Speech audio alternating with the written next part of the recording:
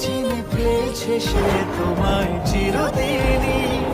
তুমি যে আমার চিরদিনই, তুমি যে আমার চিরদিনই, তুমি যে আমার।